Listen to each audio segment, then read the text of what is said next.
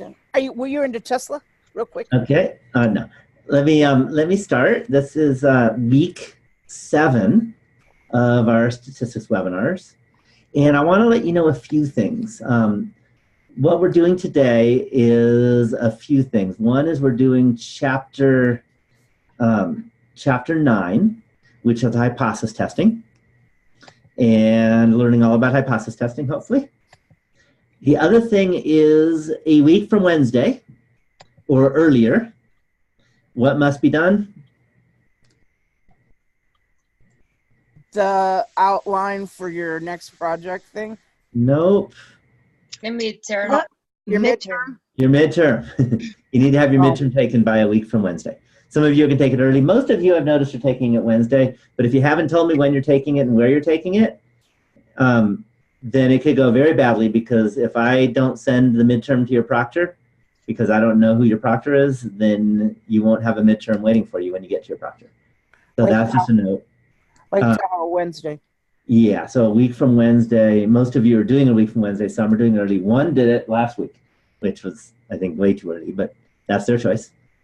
They got a Plan B midterm, not the same exact midterm, but the same concepts. So we're going to talk a little about that and some strategies and study tips and what it covers mostly. And then what we're going to do, I'll also mention the project a little bit. We're just at the beginning of talking about the project. I'm not ready to even do too much with it yet. But there's pretty much on the plate today.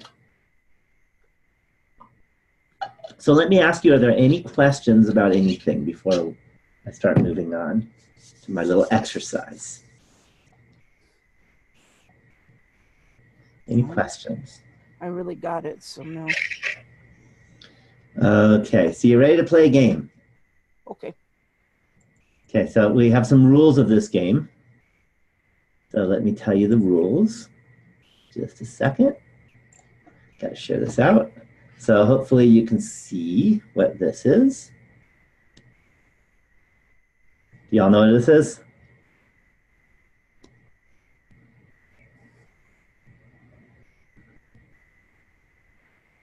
What is that again? Show it again. Yeah, you should. It's nothing like fancy or anything. Okay. Okay. Let's see if we get the chat on. Yeah, it's a coin. Okay. It's a nickel. Doesn't matter what kind of nickel it is. Okay, so here's the game.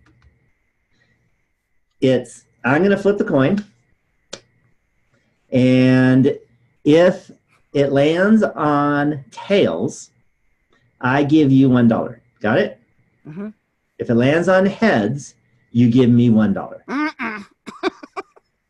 Okay, go on. Can we do it back? Does that sound like a fair game? Yeah, because it's 50-50. Okay, so it sounds like a fair game. Okay, so, but there's a catch. I might be cheating. Okay, because you don't know. I'm just going to be flipping and looking at it and telling you. Okay, so I might not. I might cheat, might not. You really don't know, but you have a suspicion. Got it? Okay. Any questions so far? Okay, so what we're going to do is we're going to run this experiment. And the first thing is we're going to be looking at what's called a hypothesis test. And a hypothesis test is very specific in how it works. And in fact, you've all seen it, but unfortunately, for many of you, you have not seen it since middle school. And a few of you, it's been a little while since middle school, right? And it's also called the scientific method. You heard of that? If you haven't, it just means that you forgot what you did in middle school, because that's a standard thing in middle school. Everyone does a scientific method. And there's a process at which you run the scientific method, or in this case, hypothesis test. The very first step is you decide on what the hypotheses are. So let me write down. Let me go to text. I have to go there. Let me go to text. And how about blue? Make it a little smaller. So we're going to write down what's called H naught. Okay, naught is British for 0. So Our Australian might call it naught, I'm not sure. But it's British for 0, and we say H naught. Then you put a colon. It's really important, the syntax. You need to learn that. Then it's either going to be a mu or a p for this chapter. So for this example, I'm flipping a coin. Do you think it's a mean or do you think it's a proportion? What do y'all think? A proportion? Yeah, it's a proportion because the question is, did we land on tails? Is that clear? Yeah. So that means we need the letter P, P for proportion, right? We've seen that before. If it had been quantitative, we'd go mu instead of P. Okay, then we're going to have an equal sign, and just remember, it's always an equal sign in H naught. Now, if I'm not cheating, because that's what's called like the status quo or the null hypothesis, then what proportion of the time should it be tails? This is not a trick question. It's supposed to be easy. 0.5. 50. Yeah, 0.5.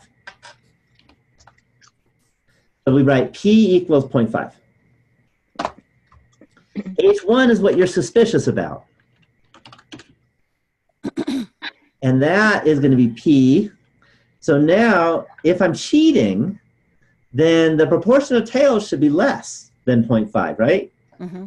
I'm not going to cheat to help you guys out. Obviously, I want to make money. So P is less than 0.5. Mm-hmm. Any questions on what I've just done? Okay, so that's called the null hypothesis. H1 is called the alternative hypothesis. Is that clear? Okay, so now I'm going to tell you a little rule. The rule is you have to play the game, but you can quit at any time. But if you quit, you have to accuse me of cheating by formally going to the dean of the college and registering a formal complaint. Is that clear? Uh-huh. Okay. So it's a big deal. So what we're going to have to do is we're going to have to define what's called the type 1 and type 2 errors. I'm going to make it a little smaller because I have a lot to write in this.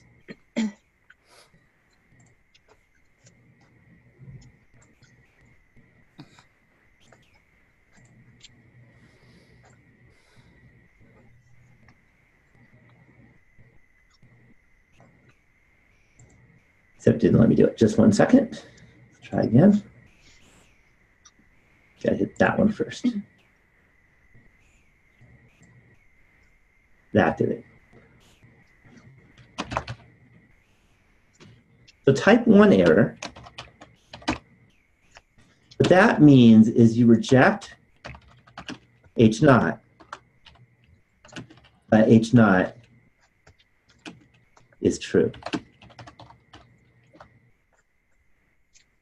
Okay, so in this case, if you think about it, what I'm going to ask you on tests, for example, next week, is I'm going to ask you what are the ramifications or repercussions of the type 1 error. In other words, what bad things happen if a type 1 error happened.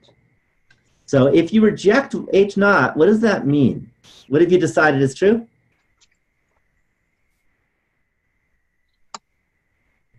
H1. H1. So that means you have decided, you are convinced, right, with very strong evidence that the proportion is less than 0.5, which means I'm cheating. Okay? But H naught is true. H naught is true means I'm not cheating. So that means you're going to register a formal complaint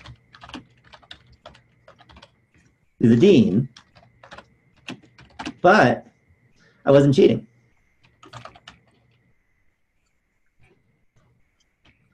Is that bad, by the way? Uh-huh. Yeah, that's a bad thing, right? It actually doesn't hurt you, like financially or anything, but you've done a bad thing. You've turned me in. Maybe I'm going to get fired now because now you're accusing me of cheating. Does that make sense? And I didn't do anything wrong. Is that clear? Mhm. Now let's go to a type 2 error.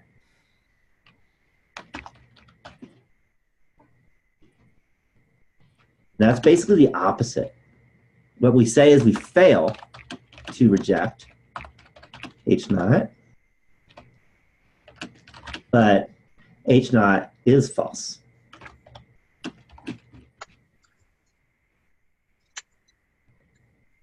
Okay, so now let's think about what the repercussions are of that.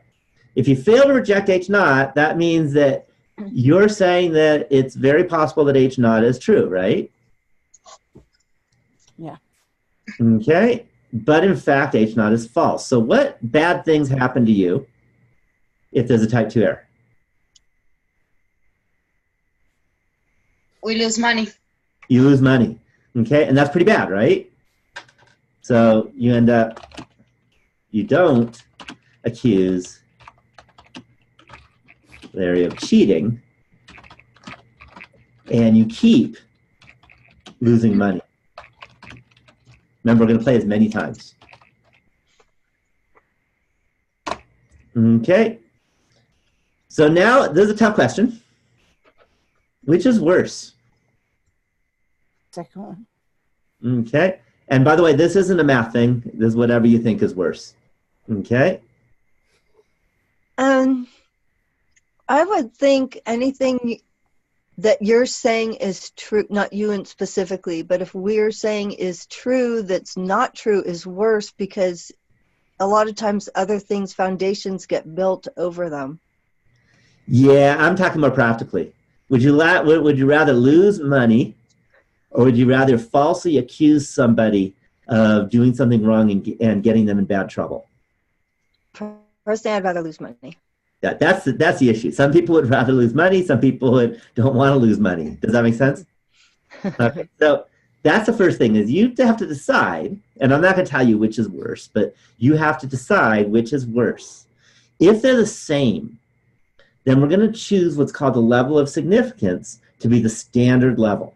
So just to note, when we talked about level of confidence, what was a standard level of confidence? That you're all supposed to know. 95. 95. In hypothesis testing, we think of things the opposite way. In confidence interval, we are very positive thinking. We think about that percent chance that we're right. Does that make sense? Mm-hmm. In hypothesis testing, we think about, we're kind of pessimistic. We think about the percent chance that we're wrong. Does that make sense? Mm-hmm. Okay. And by the way, I'm not the one that decided this. I have no idea why we do this, but we do it.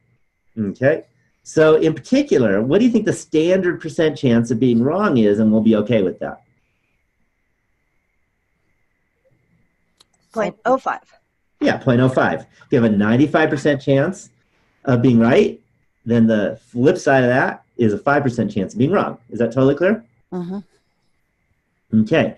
If the type 1 error is worse than the type 2 error, the type 1 error turns out to be the probability of being, of saying that we are right when we're not. Whereas type 2 is basically the reverse. Okay, if the type 1 error is wrong, okay, the type 1 error is the level of significance, it turns out. So if the type 1 error is worse than the type 2 error, then you want that probability to be really small. Do you agree? Yeah. So instead of 0.05, instead of 5%, you'd probably go to 1%. And in our class, we'll stick to that. Okay, yeah, you can go to 0.01% or something, but we're going to go to 1%. Type 2 error, if the type 2 error is worse, we're going to do the opposite. We're going to raise that level, because then we're saying, well, if we're wrong, it's not that big a deal. So at least wrong in type 1 error way. So that means we are going to go to a 10% level of significance. Does that make sense? Mm-hmm. So what do you think we're going to do this for this example? Again, I'm going to let you choose. There isn't a right or wrong answer to this one. What's a good level of significance? So if you think they're about the same, you choose 0.05, remember? Yeah. So what do you think you would choose here? But I would choose the 95. Well, you can't go 95. You can go 0.05.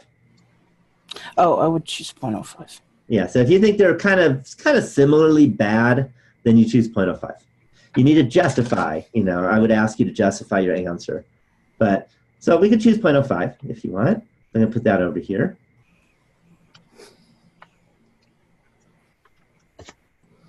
You know what? Just realized I need to do it with the brush because we do not use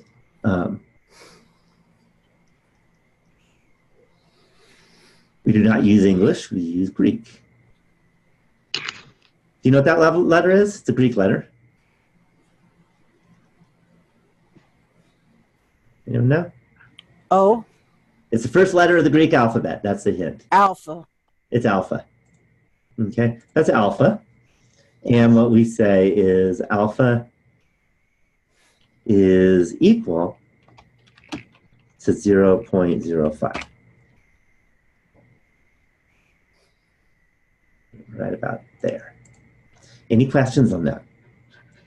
Okay, the order at which we do things is very important.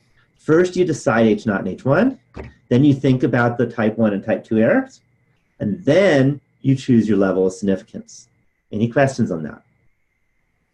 So when you are thinking about your projects, by the way, a huge part of the project is going to be hypothesis testing. The very first thing you're going to have to do is decide H0 and H1. And that's what you're going to tell me about, probably in symbols and words, when you post on the Project 2 discussion forum. Is that clear?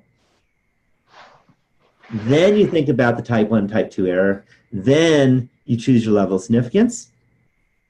Then you decide on how you're actually going to do your survey or find your data.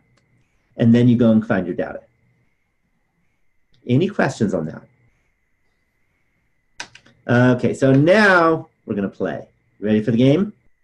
So remember the game. If it's tails, you get $1. Heads, I get $1.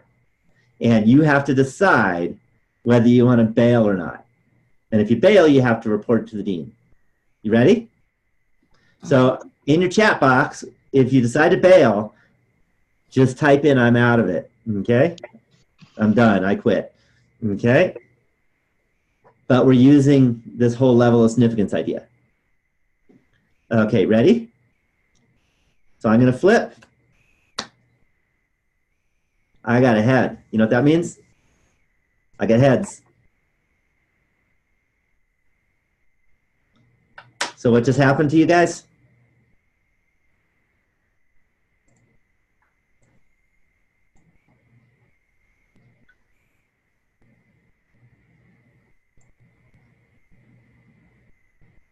Okay, so what just happened if I got heads? You lost $1. Okay, so you have to decide whether you bail. If you bail, put it in the chat box. If you're not ready to bail, don't bail yet. We'll talk about whether you're bailing at the right time if you decide to bail. Let me flip again. Yep. I got another heads.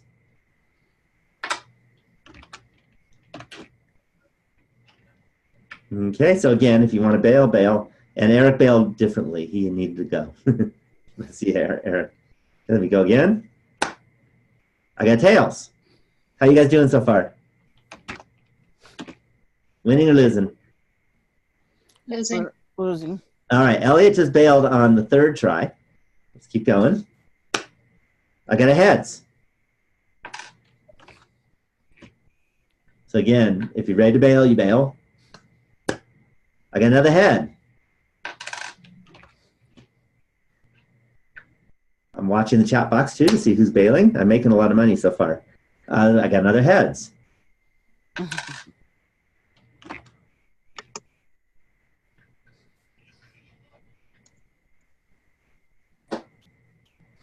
What do you know? Another heads. I'm just getting lucky, aren't I?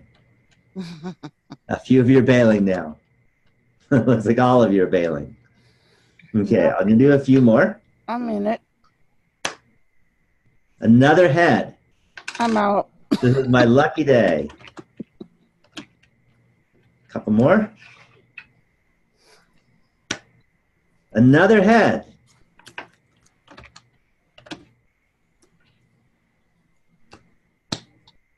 I'm just getting lucky. I got another head. Is anyone still in it? Okay, so now let's talk about it. Let's see if you bailed at the right time. Okay.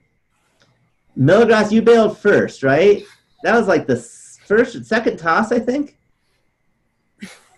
So let's look at this. What is the probability that if I flip a coin, I'm going to get 2 heads? Okay, 0.25. Is that clear? So It's too early to bail because that probability is too high because we are defining 0.05 as the time to bail. So Milagros, you should not have bailed yet. Okay? If you look at when other people bailed, let's see who bailed next. Actually, Elliot was first, and then Milagros and Natalie and Julian. A lot of you bailed at this 1, 2, 3, 4, that 5th time. So a lot of you bailed at that 5th head. So that 5th head, what is the probability of getting at least 4 heads out of 5 tosses? Let's write that down. 40%. Right. Okay, by the way, can we use the normal distribution?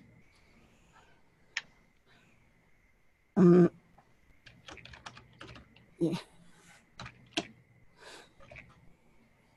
You have to have at least 30 times, right? So you can't. It's not about 30 because it's a yes or no question. It's NP and NQ greater than 5. Oh, yeah. And the answer is NP and NQ are not bigger than 5 here because remember, P is 0.5. Oh, yeah. So you're going to have to flip at least 11 times. And I only flipped 10 total. So even if you bailed at the very last one, you can't use the normal distribution. But what you can use is binomial in this case. It's a yes or no, and we've learned about binomial. The probability that x is greater than or equal to 4. And let me write n was equal to 5. And what is that probability? That turns out to be 5 out of 32. Okay, you can use your calculator with a binom CDF, and then n is 5, p is 0.5, and then x is 4. I'm sorry, not greater than. This is less than. Actually, I want to go to x is, sorry about that. X is less than or equal to 1. Number of tails is what you're interested in, not heads. And we saw 1 tail. Okay, and that's 5 out of 32. And 5 out of 32, let's do that. 5 divided by 32 is 0.16 about.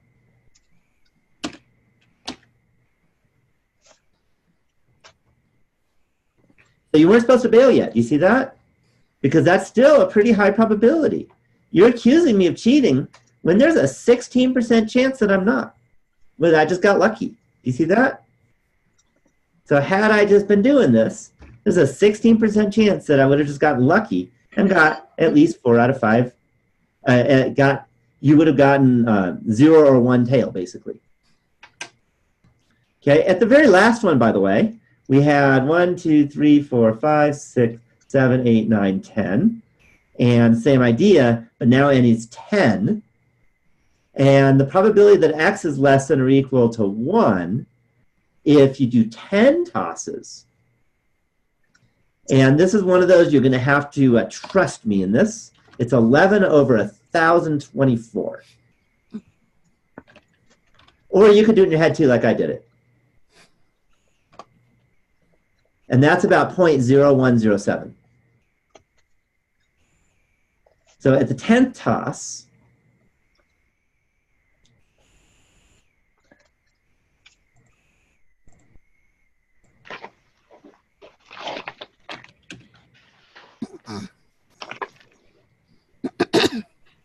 we call the p-value was equal to 0. What did I just say? 0.01. Okay, and we learned how to do this with binomial stuff a while back. I'm using that because it's just easier to deal with than heads and tails. Everyone understands heads and tails. So I wanted to pick something nice and easy. Any questions on this?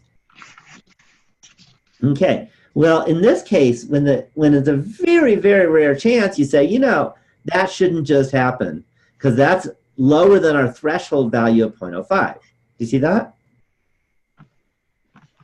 So at this point, what we say, I'm gonna use this one to make everyone happy, and that way it feels like you're supposed to bail, but you all bailed too early, by the way. Okay, At this point in the game, what we can do is if the p-value is 0.01, let me write one more thing down in there, that is less than 0.05. Hopefully you all agree with that. So here's the conclusion.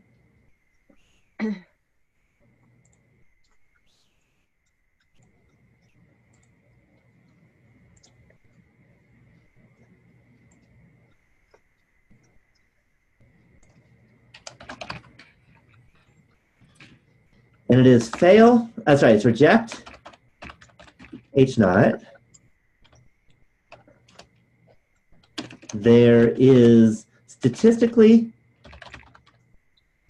significant evidence to support the claim that the proportion of tails for this game, not just for the game that you played, but for all possible flips, when I do it, of course, is less than 0.0, it's less than 0.5. Let me ask you, are there any questions on the conclusion? And notice I put the word all. You could also say population proportion, but somehow you have to indicate that you mean all of them. Any questions on that? Okay. The p-value of 0.01, let us talk about that. So the p-value of 0.01 means the following. So let me write down interpret the p-value.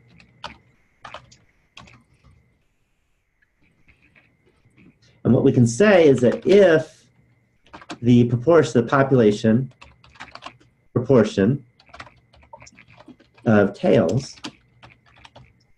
is 0.5, like H naught says it is, and if we flipped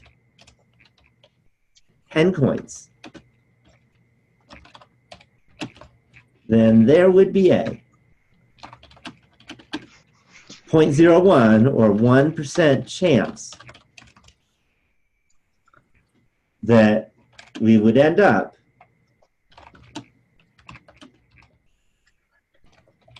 with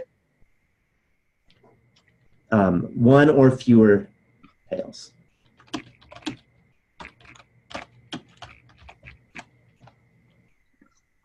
Any questions on this? Any questions? Okay, one more interpretation. By the way, I should have warned you, today's a big, long writing day. There's a lot of writing in this one. How about in orange? I want to do different colors for each of the main things we did, although I did green twice. Sorry about that. So let's go interpret the level of significance.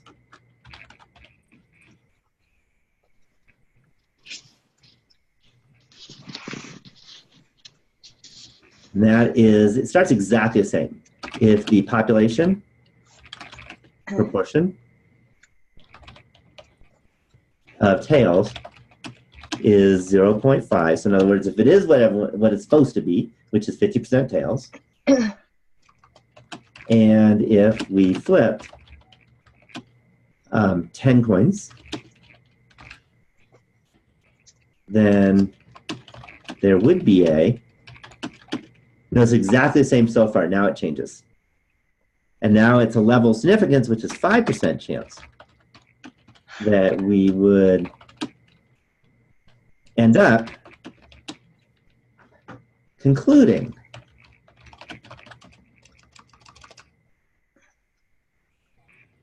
that the, look a little higher on that, population proportion is less than 50% or 0.5. So let me stop. Is there any questions about the aspects of a hypothesis test. I want to, as you're maybe typing in the chat box or asking me, I want to let you know that all of this will be on next week's test. Not coin toss, but hypothesis testing. So you are responsible for chapter 9 for next week's test, which is why I suggest you take it Monday, Tuesday, Wednesday. That way you've had a chance. And I should mention, I typically have the webinar on exam week later in the week instead of earlier, because I want you to spend more time studying for the test. So sometimes I'll have it, might have it Wednesday night. That's what I'm thinking. That way you'll be done with the test and then we can just talk about the new stuff. So it probably won't be Monday or Tuesday. It's a little less time to do the homework, but the homework's not as hard either, because I want you to be studying for the test during that time. Okay, any questions at all on this big example of a hypothesis test? Okay, I want to go through the order again. The first thing you do is you state the null and alternative hypotheses. That has to be first. Then you look at a type 1 and type 2 error and decide what alpha is. Then you collect your data. And then after that, you put your data into a computer or a calculator and find your p-value. If the p-value is less than the level of significance, then you reject the null hypothesis. If the p-value is greater than the level of significance, then you fail to reject the null hypothesis and say there is insufficient evidence to support the claim. Any questions on that? Any questions? Okay, and then you make all your interpretations, whatever I asked for. Don't get confused between state your conclusion and interpret the p-value or interpret the level of significance. They're different, and if you actually write down the wrong thing when I ask, I'll take off a lot of points next week. So any questions at all on this? I can't read the last line on the screen. Is there a way to scroll down? See if it lets me. How's that? Thank you. Yeah. Sorry if you can't read it. Yeah, it's one of those, my screen shows it, but I didn't know your screen didn't. Sorry about that. Thank you. Yeah, that has to do with Zoom. Okay, any other questions? Any other questions?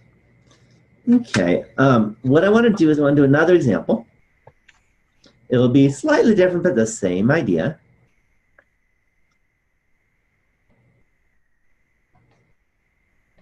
Let me go grab one. Here we go.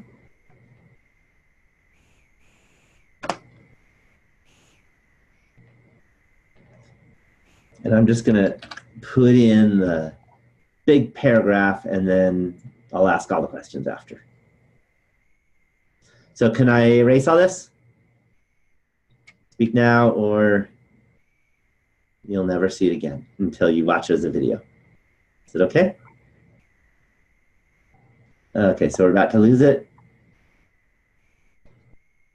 Gone. And now we have another question. Okay, this is a big thing that they do up here, is that the average morning turbidity in Lake Tahoe is 0.4 NTUs. Again, I don't expect you to know what all of this means, but if you have a lot of turbidity, that's not good for our lake. A study of summer afternoon lake turbidity in Lake Tahoe was measured at randomly selected days and locations to see if the turbidity is higher in the afternoons, and the results are shown below, and here's a bunch of numbers. Any questions so far? Okay, so next we want to state the null and alternative hypotheses.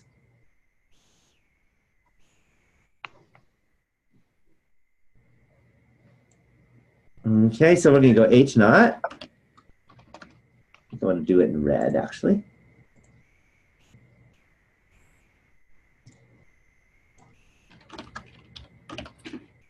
All right, what letter do we use here? What letter do we use for the null hypothesis? Mu. Yeah, this one's mu, because the survey question is, what was the turbidity this morning? And the answer might be, it was 0.56 NTUs. It's a number. When you have numbers, we're talking about mu's. When we have yes/no questions, we're talking about p's. Is that clear to everyone? So we're going to say that mu, and I can't do Greek, so I'm just going to type mu. Hopefully that's okay with everyone. You should write the mu symbol on your tests, by the way. But I want to save some time. Is equal to 0.40 because that's what we're trying to show is not the same, basically. Okay, it's higher. Then we're going to have H1. You can have a mu. And what inequality do we get this time? There's a key word. That's a hint. Higher than? Higher than. So what's the inequality in math? It's not a trick question. So let's be easy once you say higher than. Greater than. Greater than. So we use a greater than symbol. There are 3 different possibilities for this inequality, and they're all a little different. One is less than, that's the one we saw last. The other is greater than, and the third is not equal to or different from. 0.40. Any questions on that? Okay, so then we have to choose our level of significance. Is that clear? Okay, so in this case, I don't know, how important is this? Okay, I'll tell you what my experience is for these agencies. They tend to choose tend to choose 10% for these kind of questions. So I'm going to use 10%. On your test, I'll tell you, and if I don't use 5%, on your project, you're going to have to decide based on the type 1 and type 2 errors. So now I'm going to write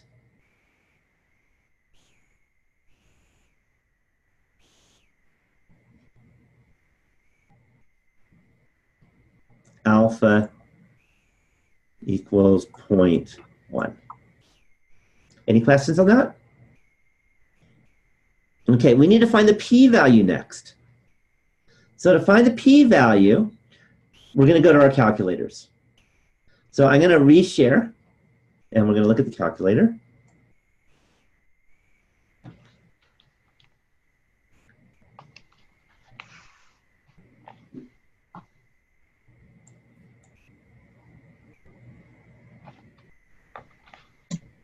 And did it happen?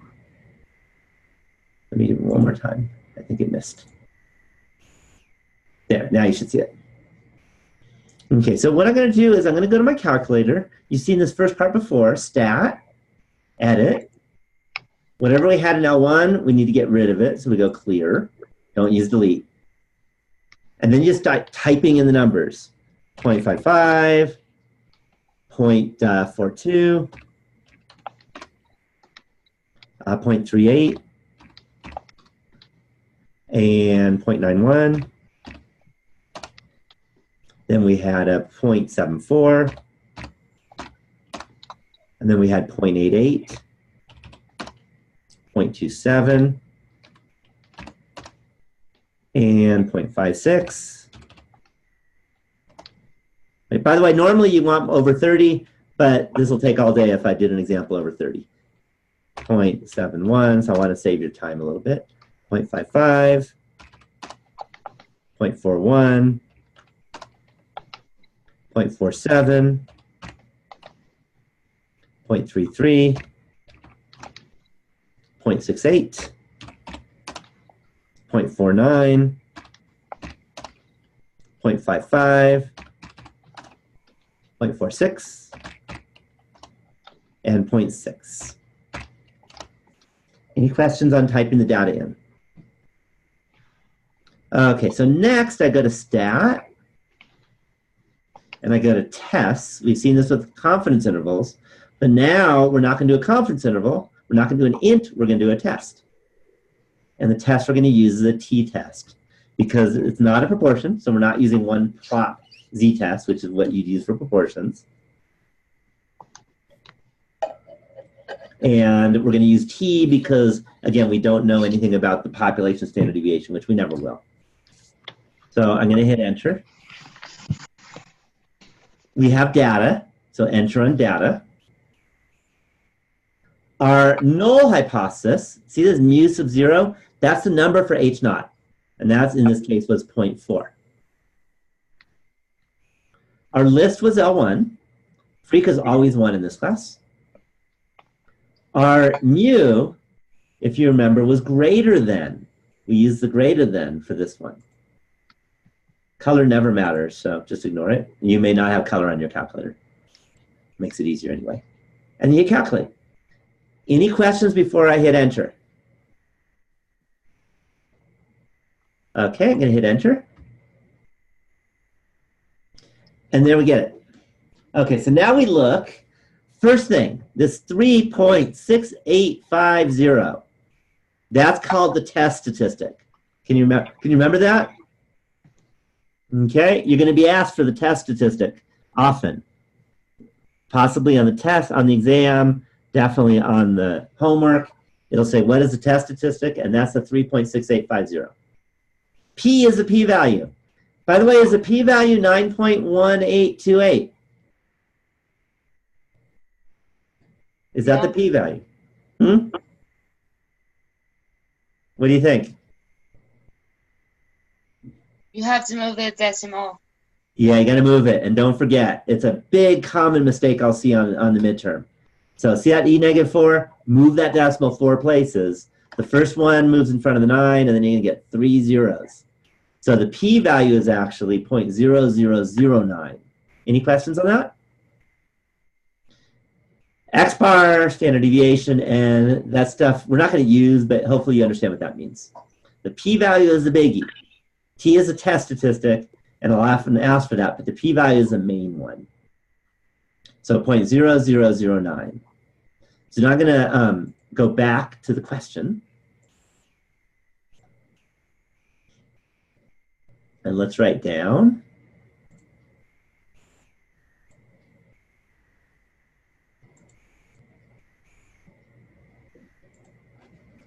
P equals 0.0009. So now we're ready to state our conclusion. So let's state the conclusion.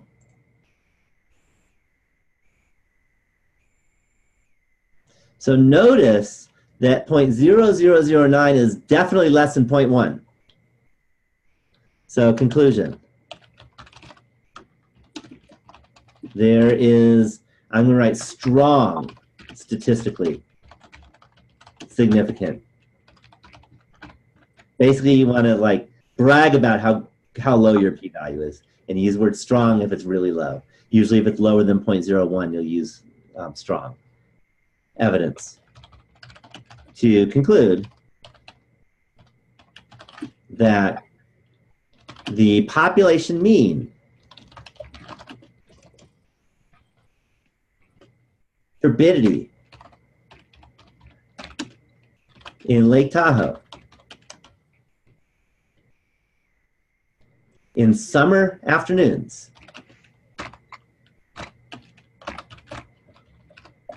is higher than 0.40 NTU.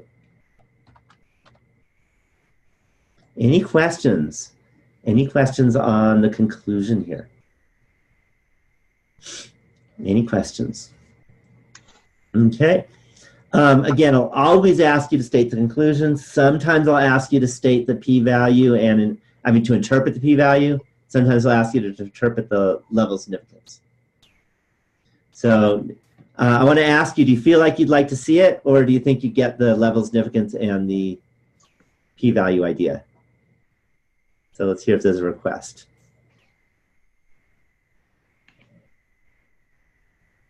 I would like to see it, please. Okay, so I'll spend the time. Again, I don't like wasting your time, but I want to make sure that if you need it, then I get it for you.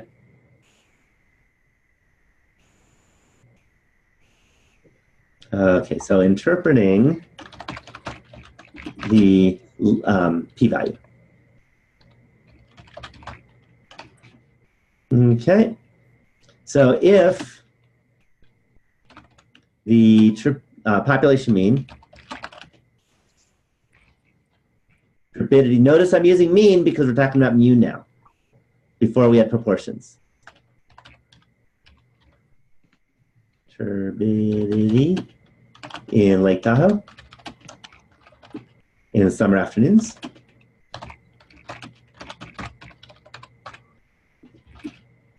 Is 0.40. And if we conducted another study of, and notice that in our study, if you count, we had 18 measurements, or summer afternoon.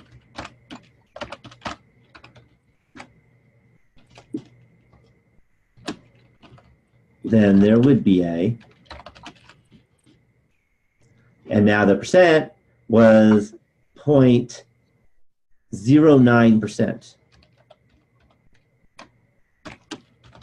I moved the decimal twice for make it a percent. Chance that the population mean, and the sample mean, turbidity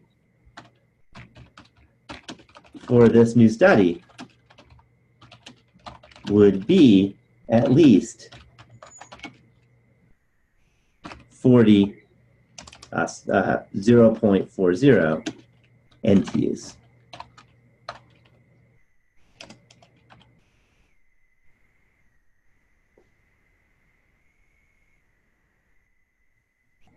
Any questions on that?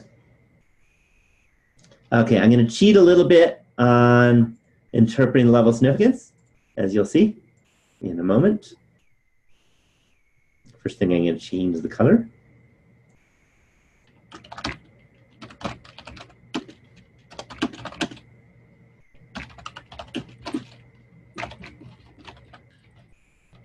So the first thing I mentioned, it starts the same. So I'm going to copy and paste it. Hopefully it'll let me make it purple. Good. Okay, if the population mean turbidity in Lake Tahoe on summer afternoons is 0.40, and if we conducted another study of 18 summer afternoons, then there would be a. Well, our level of significance was 10%, 0.1. Chance that we would end up concluding that the population mean turbidity in Lake Tahoe in summer afternoons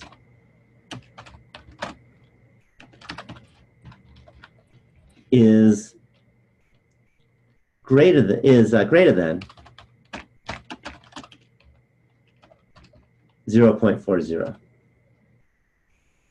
Okay, notice this is that's the probability of a type 1 error.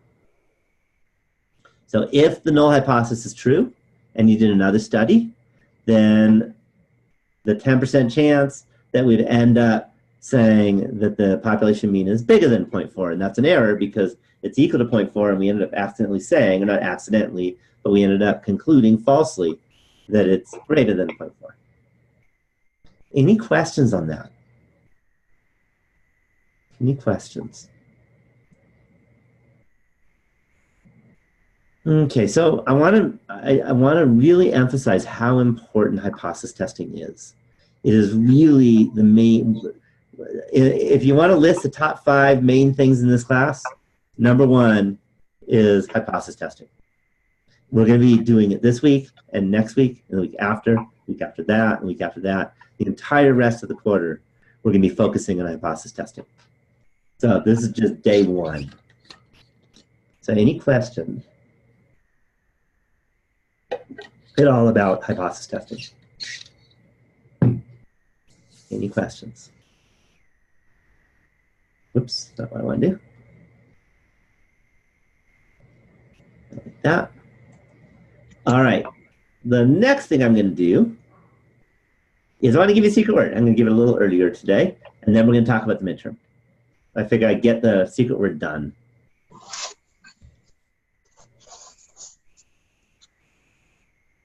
Because the secret word has more to do with chapter 9 than it does in the midterm.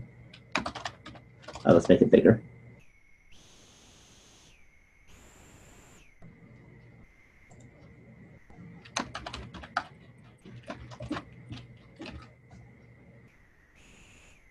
So the secret word is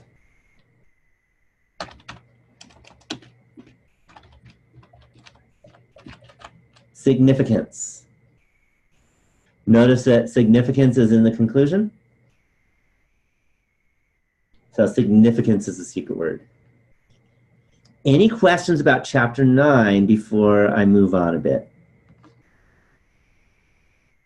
Any questions? Just a few notes. One is that in chapter 9, the rules for having a large enough sample are the same as chapter 8. So in this example, you would have to assume you have a normal distribution for the population because we had a sample size of 18, which is less than 30. Okay, less than or equal to 30. So if you have a sample size that's larger than 30, you don't have to make that assumption.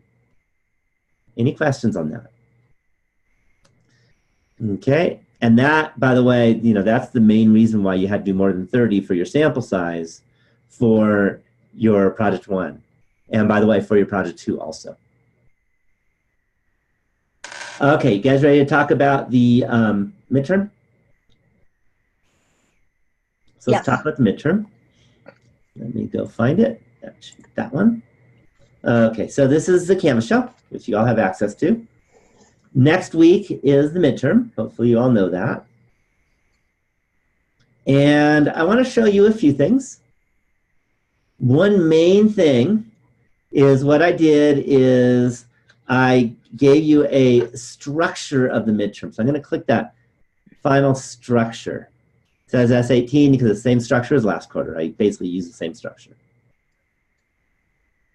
And what this does is give you the questions in the midterm with some holes, okay? Because I'm not going to tell you everything. Okay. Oh, shoot, I put the wrong one in. Sorry about that. That is not the structure of the midterm. I grabbed the wrong one. I apologize for that. I better put that, I'm going to fix that now so I don't mess anyone up. I apologize. That's structure for the final exam, which will get in there eventually. Let me give you the midterm one. Should be in here somewhere.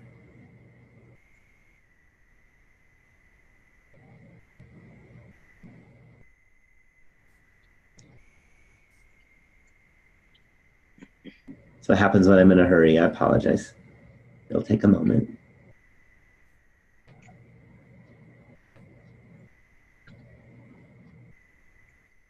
Maybe we'll just use this one because they're always the same. Actually, that's not the one. That's not the practice exam. That's an old exam. Should be in here somewhere.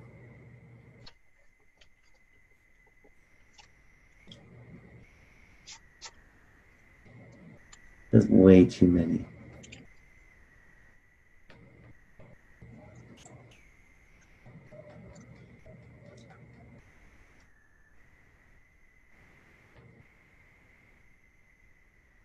So be patient. Sorry about this. There it is. Hopefully that'll work. That's an old one, but it'll still work. That don't change the structure much.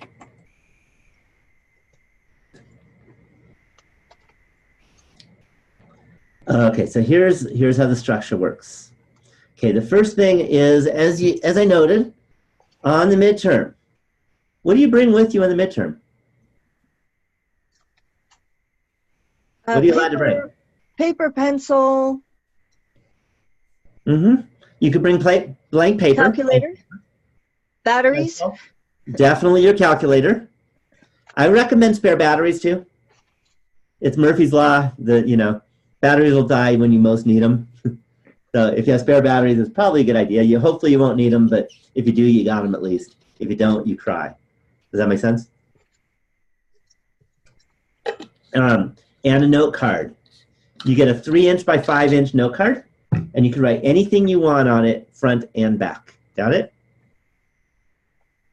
Okay, so that's what you get for the midterm. Here's what you're not allowed to bring.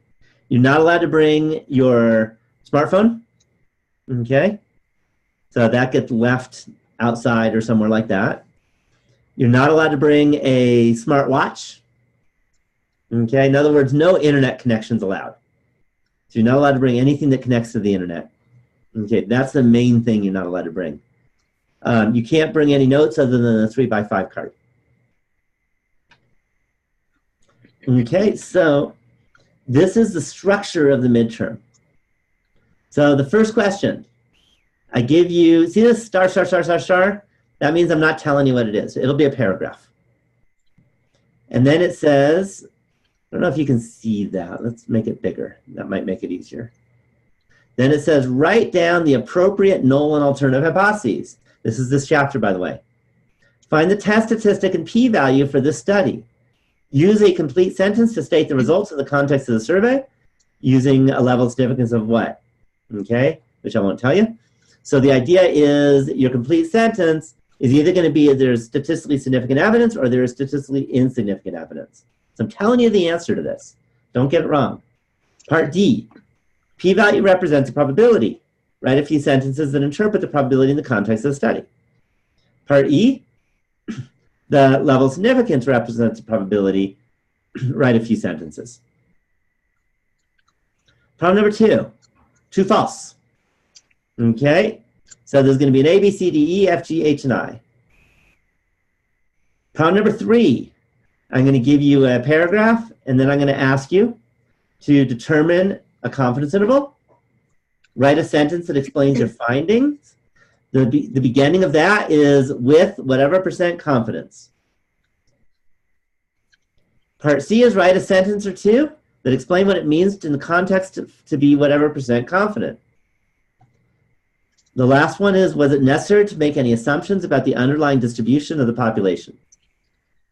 Okay, that's the old 30 or 5, depending on what kind of problem it is. Problem 4 is the same as problem 3, but I only asked you the first parts. Get the confidence interval and explain. You don't have to do part D or part C or part D. Number 5 is find a sample size problem. So I'm going to give you some information, like a margin of error, etc., and you have to find the sample size. There are 3 formulas, and I'm not going to tell you which one, but you need one of them, and I recommend you putting those formulas in your note card. Do you remember there were formulas from last week? Mm-hmm. Okay. Okay.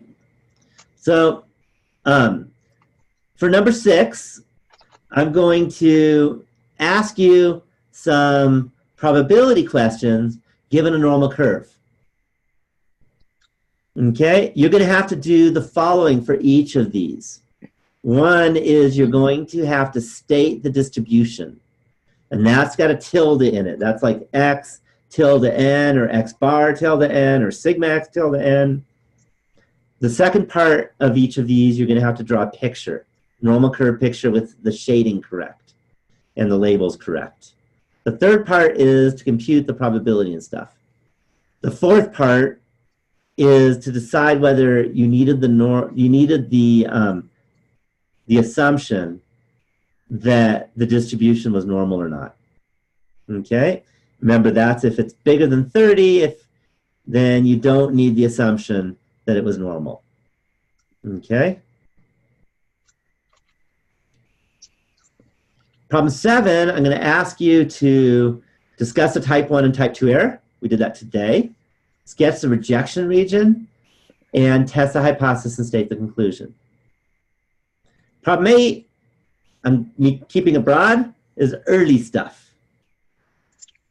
Okay? Okay. Any questions on that? I'm not going to tell you what it is, but it's going to be something from chapters 1 through 5. Okay? I know I already gave you a midterm on that, but I like to keep you honest and make sure you remember the old stuff. Okay, problem 9 is you're going to have to estimate a probability using a normal distribution and explain why your estimate is valid.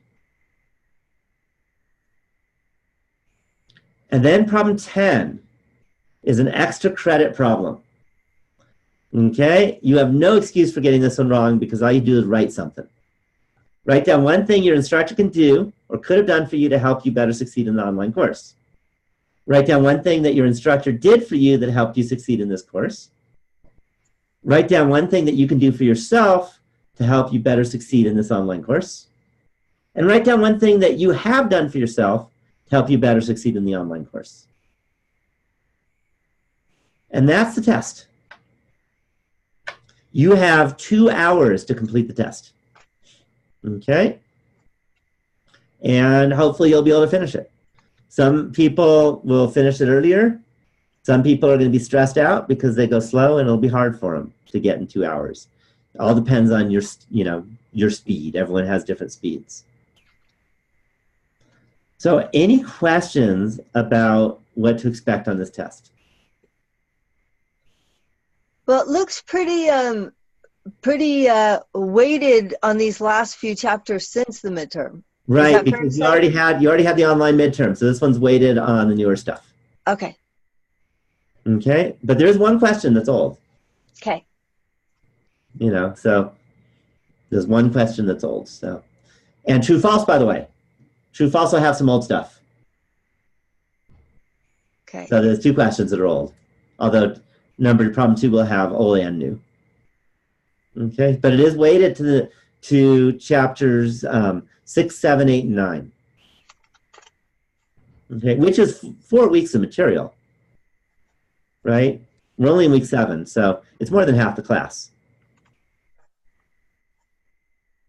Does that make sense? Mm-hmm. But And it's weighted it's- more than half. It It's is like 7. just going to be 2 pages like we're seeing here? What's that? Oh, no, sorry. No, I put lots of space between all these things. I think it might be 10 pages or 8 pages or something like that. Ah, okay. Yeah, but most of those pages are space. Okay.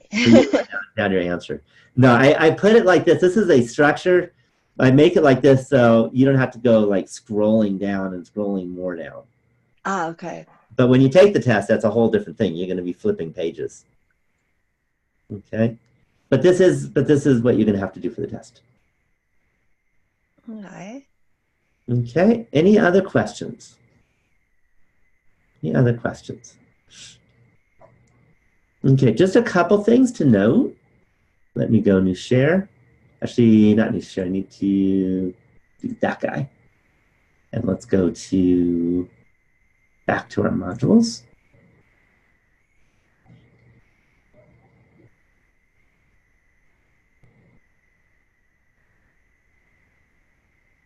And I probably should do this. This is not an assignment. It's content. I'll stick it right there. There we go. Okay, so there's other ways of studying. What are some other ways of studying? What are some things you should do?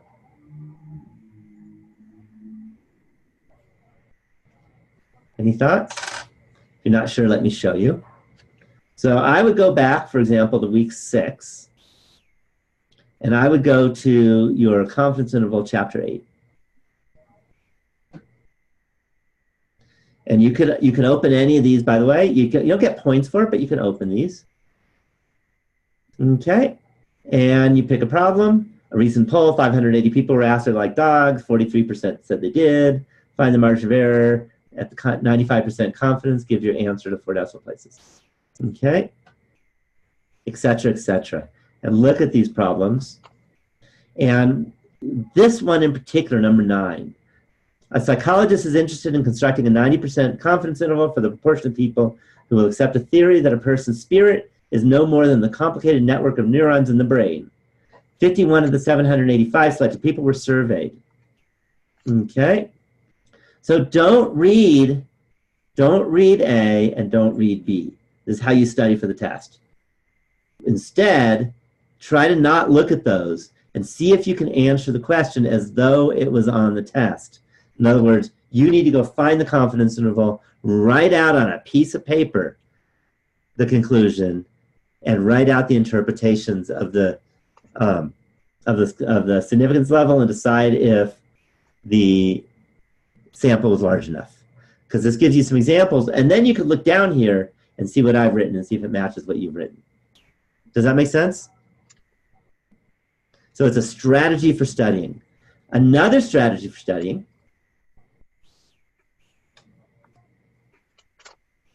I'll go back to, actually I want to go, sorry, let's go to modules again, is you could say go to week 6, and you can go to the discussion board. And then you'll see my example of interpreting a confidence interval, and that's something you're going to have to do. Do you remember you had to do it? You could look at yours too. Look at my comments. If you did it right, then you got it, but make sure you still practice a couple more. If you did it wrong, let's see if you can fix it. Does that make sense? Mm-hmm. And that's some more tools for studying. Any questions so far? Here's another tool for studying. Remember I told you there was one problem with a whole lot of parts? Do you remember what that was about? That was true, false. Do you remember those? If you go to review applets, click the review applets. So we launched the new browser, and you go to practice true or false. And see if you can practice descriptive statistics, probability, confidence, and hypothesis testing. The other 3 are coming up after this week. Okay, actually after next week. And then submit, and this will give you a whole lot of true falses, and it will tell you what the right answer is and why. So see if you guys can figure this out. You have to write true or false.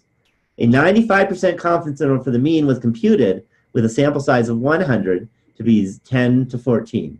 Then the margin of error for this is plus or minus 2. So type in your chat box true or false.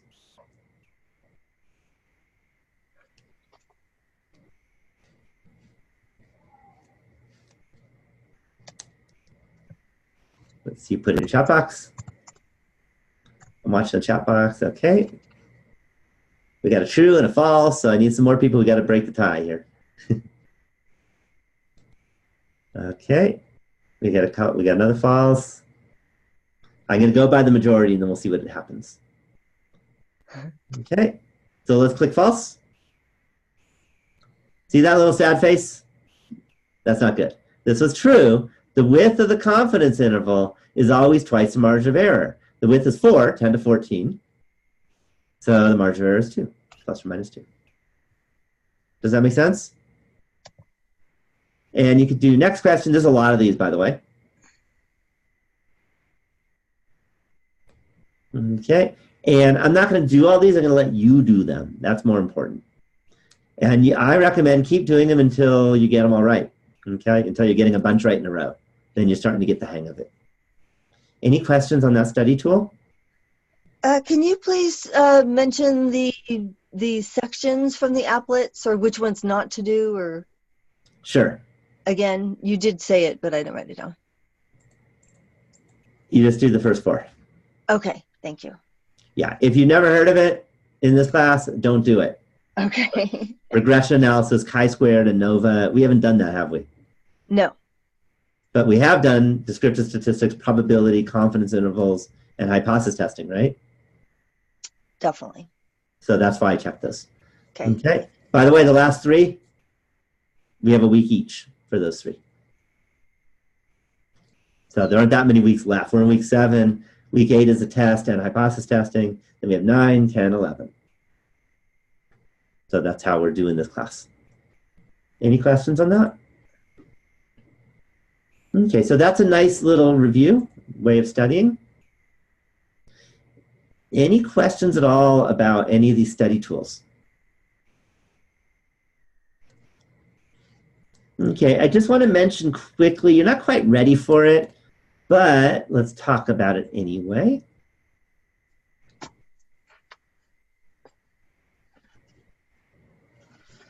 And that is Project 2. You have until November 18th. But you can start thinking about it. Okay, I would start thinking big time working on it before the, right after the test. That's when you'll really be ready, is the day or two after the test. But what you're going to have to do is a hypothesis test. Are you surprised? Okay. It's actually from the chapter that's next week, but it's pretty similar to this week. You're also going to have to do a confidence interval. So you're going to have to decide your null and alternative hypothesis. You're going to have to do a confidence interval. It's actually, you're not ready to start yet, but I just want to tell you that's what you're going to be doing. Right now, you can make sure you have a partner. That's something you can do today. Okay, if you don't, I know someone's looking for a partner, post in the discussion forum. Let's pop that in.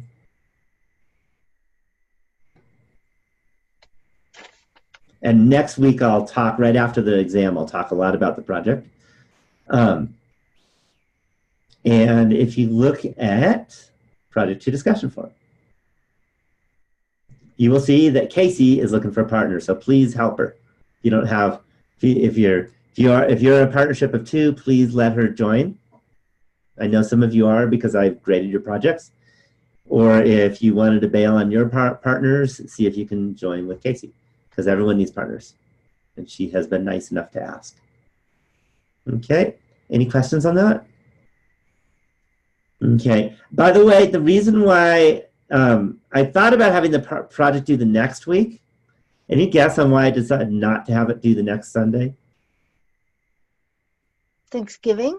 Yeah, and I didn't think that would be very nice to make the due date Thanksgiving, even though you could do it a week ahead. But to make the due date on Thanksgiving, that's kind of like in bad taste. What do you guys think? You know, Thanksgiving weekend. You guys should be like eating turkey or something. Okay. I know we got one person from Australia that doesn't do Thanksgiving, but, but everyone else should be eating turkey. Any questions? I think I'm going to call it done with any new stuff I have to say. But as always, I'm happy to answer any questions you might have about anything. Maybe I'll even stop share for now.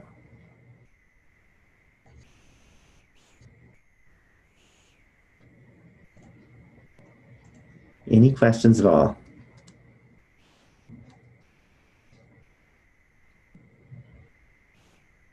Okay, and as I mentioned, our next webinar will be a little later, probably Wednesday night is my guess, because I want you to focus on the test before the webinar, at the beginning of next week. So my guess is Wednesday, unless I hear anything different.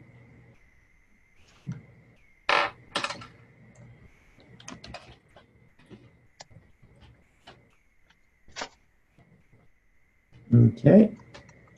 So good night, Eric, and good night, Elliot. Okay, good night, Natalie, and good night, Susie. And as always, if you want to say good night, but I'm happy to answer questions too. Thank you. Okay, thank you. Good night, Julian. Julian.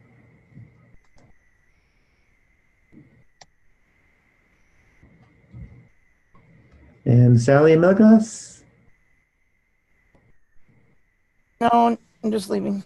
Okay. All right, you're the last one. So you want to say good night? Night. All right, good night. And for all of you who are watching this as an archive webinar, please post any questions you have about the test or whatever on the Q&A about the project on Project 2 discussion forum. And then please, if you haven't already done so, within the next 2 days, please send me the day at which you're taking the test and the contact information for your proctor who is going to be administering the test for you, so I can get that test out to you. Don't wait till the last minute or it'll be too late because I have to get it to the person. So take care and have a good night.